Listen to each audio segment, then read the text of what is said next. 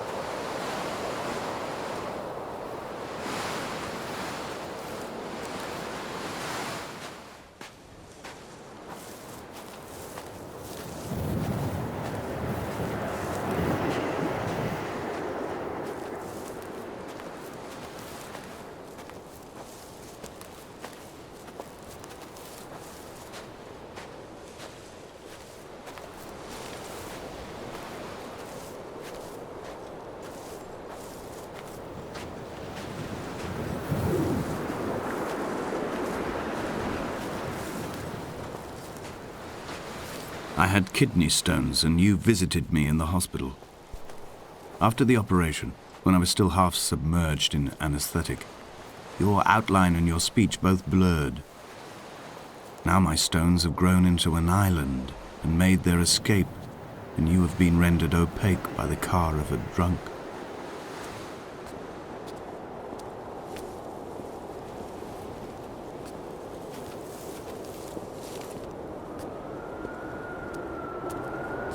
What charnel house lies at the foot of this abyss? How many dead shepherds could fill this hole?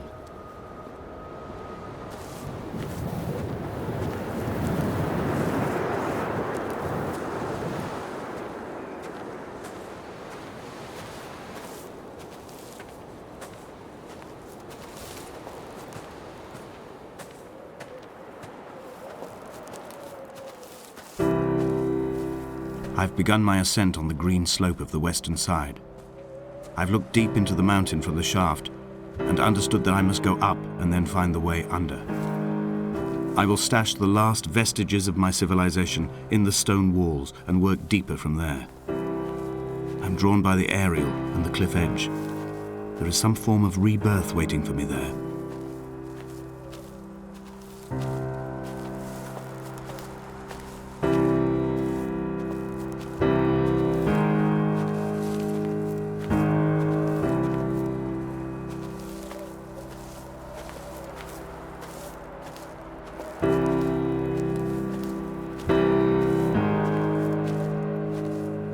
The bothy was constructed originally in the early 1700s. By then, shepherding had formalized into a career. The first habitual shepherd was a man called Jakobsen, from a lineage of migratory Scandinavians. He was not considered a man of breeding by the mainlanders. He came here every summer whilst building the bothy, hoping eventually that becoming a man of property would secure him a wife and a lineage. Donnelly records that it did not work. He caught some disease from his malcontented goats and died 2 years after completing it. There was no one to carve white lines into the cliff for him either.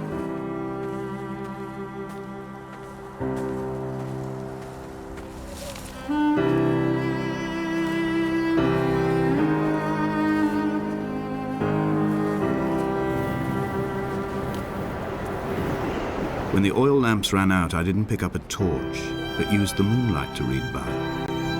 When I've pulled the last shreds of sense from it, I will throw Donnelly's book from the cliffs and perhaps myself with it. Maybe it will wash back up through the caves and erupt from the spring when the rain comes, making its return to the hermit's cave.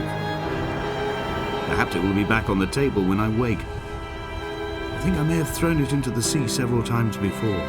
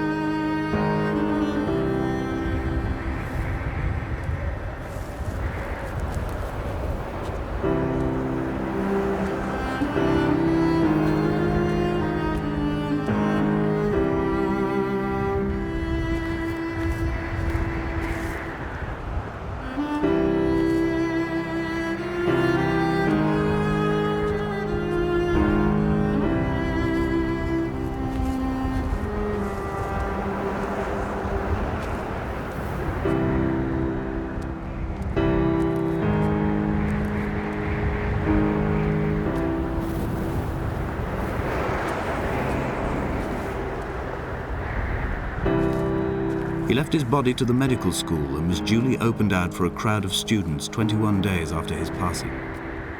The report is included in my edition of his book. The syphilis had torn through his guts like a drunk driver, scrambling his organs like eggs on a plate. But enough definition remained for a cursory examination, and, as I suspected, they found clear evidence of kidney stones. He's likely to have spent the last years of his life in considerable pain. Perhaps this is the root of his laudanum habit. Although its use makes him an unreliable witness, I find myself increasingly drawn into his orbit.